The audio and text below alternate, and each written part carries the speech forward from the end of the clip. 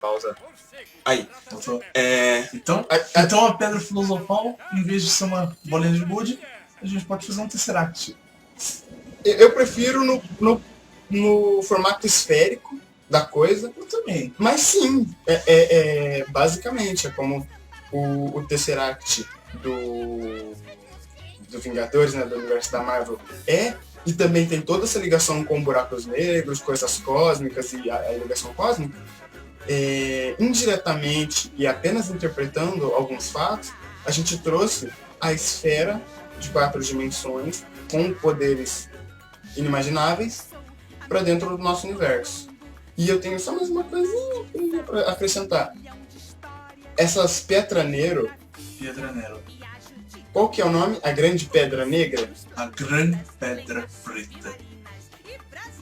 Eu pensei nela como resquícios do ato que o Nefasto cometeu.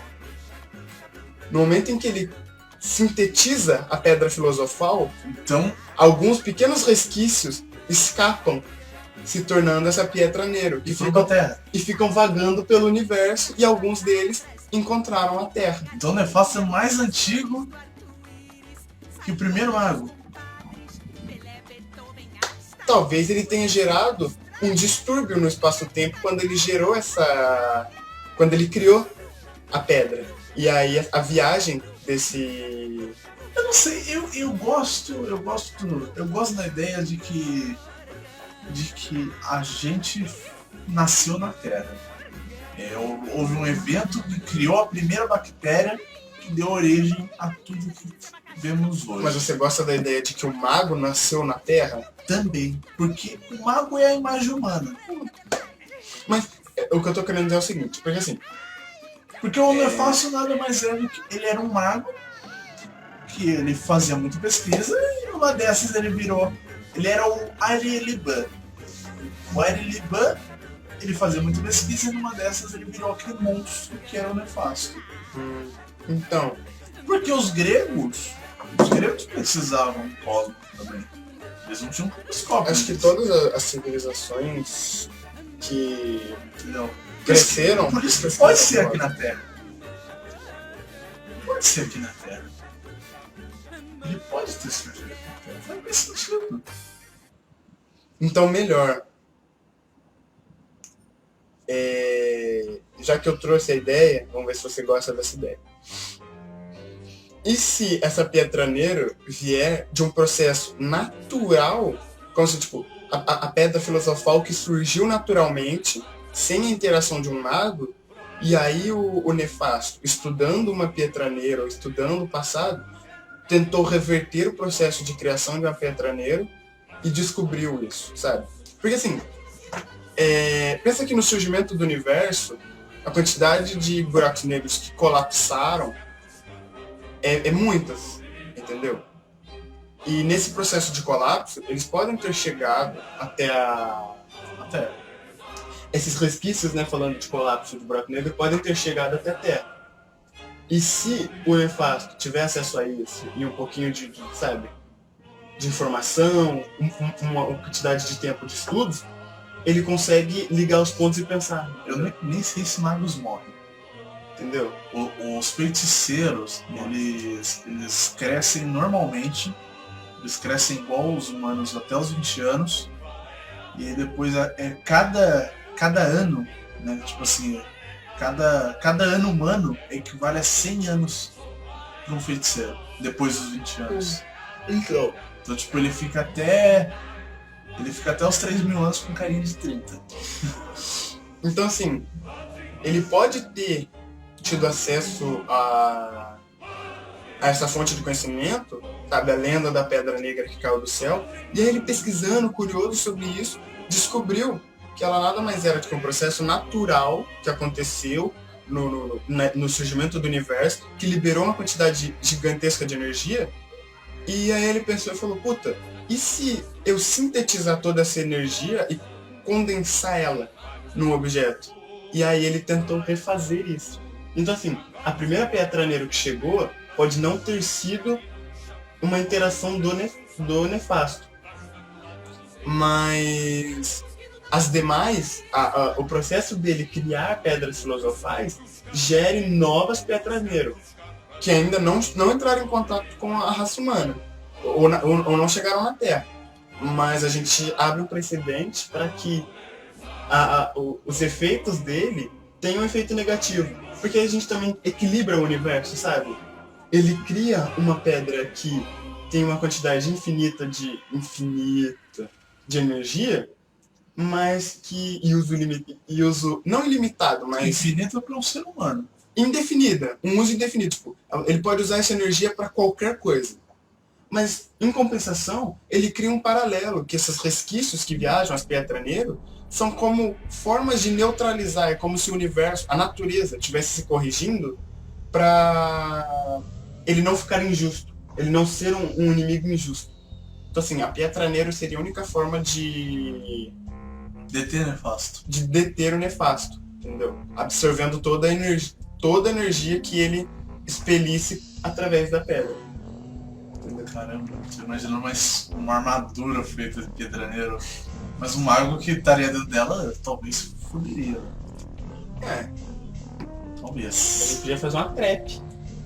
Falar, tem um mago aqui dentro, mas não tem. Aí ele atira o poder na pedra, ela Pietraneiro, ele perde toda a força dele. Interessante. Eu gostei muito. Tá bom, então... Bom, agora a gente volta pra arquitetura do castelo. Sim, porque a gente entrou todo nesse contexto por causa do telescópio. A gente volta... A gente tem ali a biblioteca sendo construída ali, mais ou menos 200 anos depois de toda essa bagunça. Eu dei uma pesquisada aqui, na verdade, o Galileu morre em 1647. Então, ele já estava mais ou menos velho, eu acho que foi bem em 1600 mesmo. Finalzinho do século XVI, no começo do século XVII. Então eu desconfio que seja mais ou menos em 1650. Os telescópios mais aprimorados. E os tradicionais construídos depois disso. Sim. Apesar que o Galileu é da Itália. Não. Galileu? Ele é italiano. Ele é italiano? É italiano. Então, os tradicionais devem ter construído uns 10 anos depois disso. Pode ser. Ai. Tá bom. E aí temos a construção da biblioteca. A finalização, né? Agora já com o telescópio na cúpula lá. Segundo lugar. E aí, o que pode ter vindo depois? Agora eles têm uma peça exposta ali. Agora os humanos podem... Ih, tem alguma coisa ali. 1650, a gente já estava entrando... O protestantismo começou quando?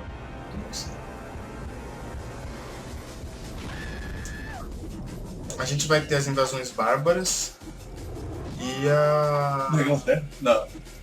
Itália. Tudo com I. Oi? É tudo com I. Inglaterra, Itália. Bárbaras de novo. Já não era tudo... Oi? Já não era tudo... civilizado, não é? É uma visão um pouco complicada da coisa, mas eu já... Então, voltando. O luteranismo ganha visão 100 anos antes, entre 1450 e 1550, mais ou menos. E nesse período, então, que a gente está falando da construção do castelo, a gente já tem uma igreja fragilizada, muito por causa dos ideais do Galileu, em primeiro plano. Em segundo plano, as reformas protestantes. E em último plano são as invasões bárbaras, que é todo aquele que não é... Italiano? Basicamente, sabe? A visão grega, na verdade, todo aquele que não falava grego ou latim é bárbaro. Era visto como bárbaro. Então, tipo, o turco otomano, o pessoal dos povos germânicos mais acima, os povos... Asiáticos? Não. Nórdicos. Alguns deles, dos povos nórdicos, eram vistos como bárbaros. E as invasões bárbaras começam no norte europeu ali, entendeu? Afetando primeiro os países, se eu não me engano, gente, posso estar errado, Inglaterra e França, depois chegando até Grécia e depois pelo lado, pra vocês aqui, pelo lado, Nossa, é. Ele tá Temos meio o globo. roxo, mas aqui. Tirando pra cá, aqui ó. A gente tem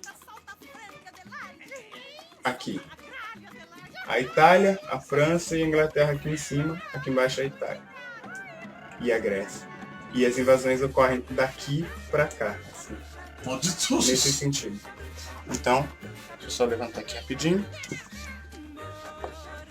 Um pouquinho mais pra trás. Aqui. Beleza.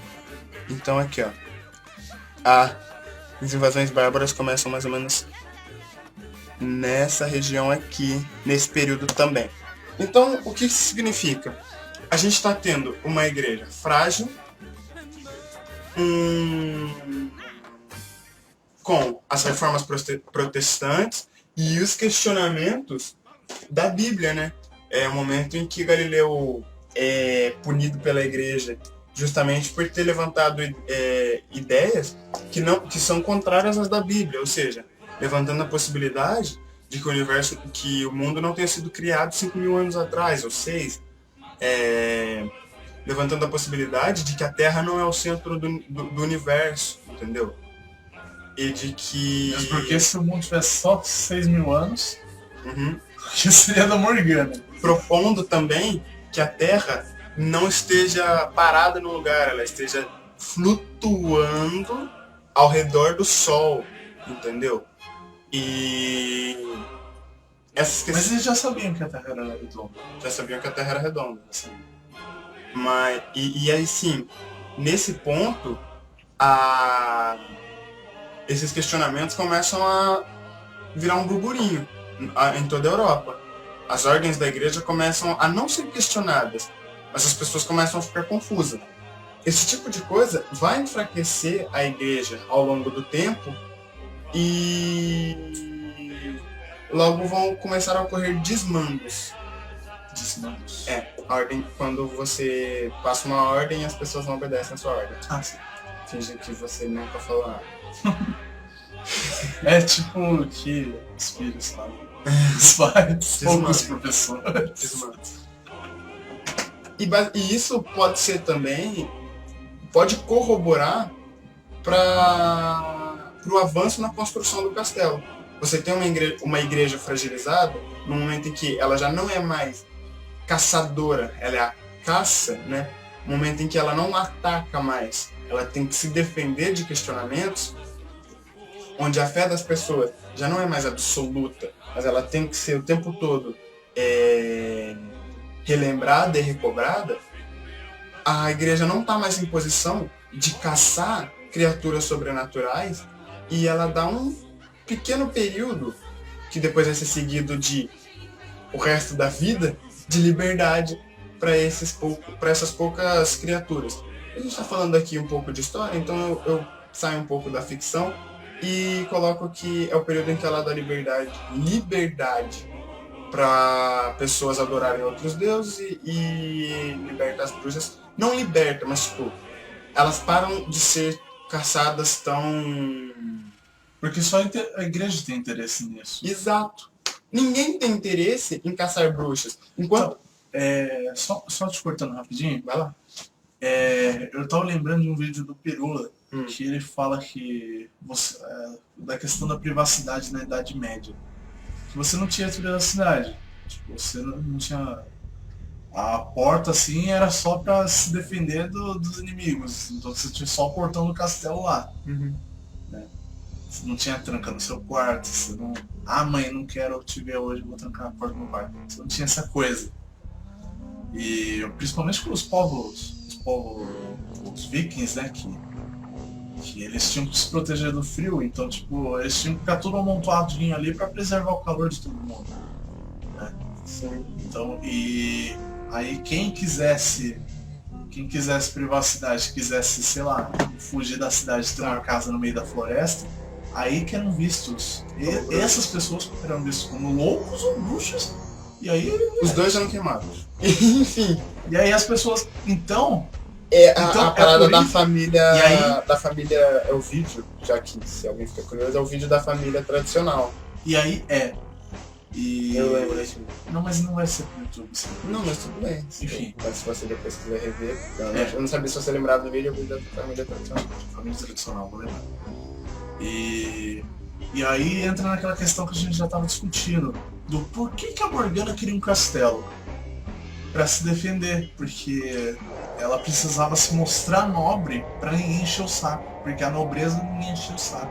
E existe, a partir desse momento, na cabeça dela, não na cabeça dela, mas assim, inserido meio que implicitamente, sabe? Não foi um motivo, mas tá ali embutido, que é a privacidade.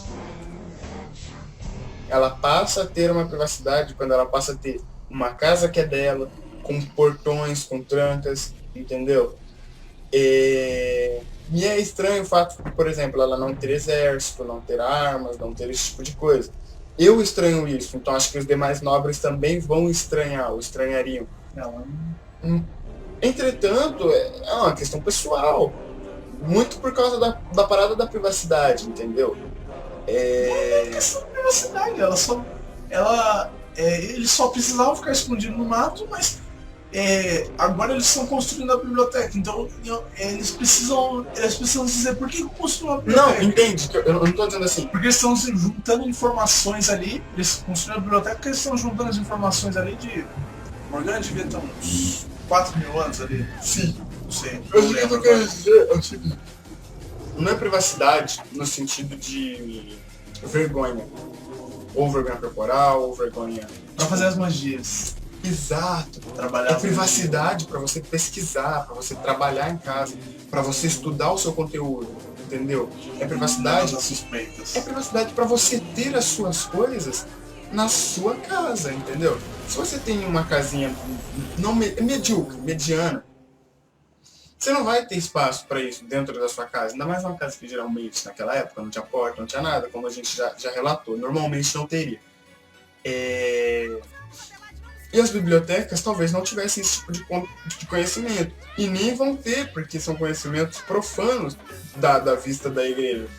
Entendeu? Então já é um outro motivo para ela querer ter uma biblioteca particular. Uma biblioteca particular. Ela tem um conhecimento que, primeiro, não pode cair na mão de qualquer pessoa. Segundo, se cair na mão da igreja, é caça às bruxas de novo, entendeu? É uma prova viva, prova cabal de que as bruxas estão aí para destruir a humanidade. Claro que não estão, mas para a igreja é. Então, a questão dela querer ampliar o castelo tem sim fundamento. Ela quer um espaço para ela e para os mais próximos, os Stradivarius, para eles poderem pesquisar e trabalhar no seu conteúdo. Sabe uma coisa que eu nunca me questionei? Por que eles chamam Stradivarius? Eu também não. Assim, eu achei que tivesse um motivo, mas sei lá. Não tem. Eu também não achei isso na história dele.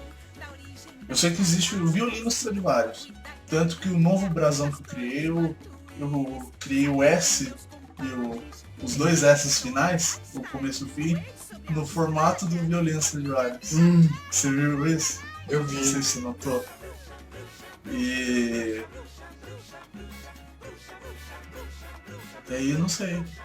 Talvez eles não tivessem um nome de família. E aí eles... que nome interessante! E pegou, notou. Então, gente, eu acho que por hoje é isso, porque são 2h30 e a gente tem que se arrumar pra ir pra festa, que lá vai lotar, o pessoal gosta de comer de 100 pessoas. Pior é 3 horas. Então é isso. Pronto. Não, só...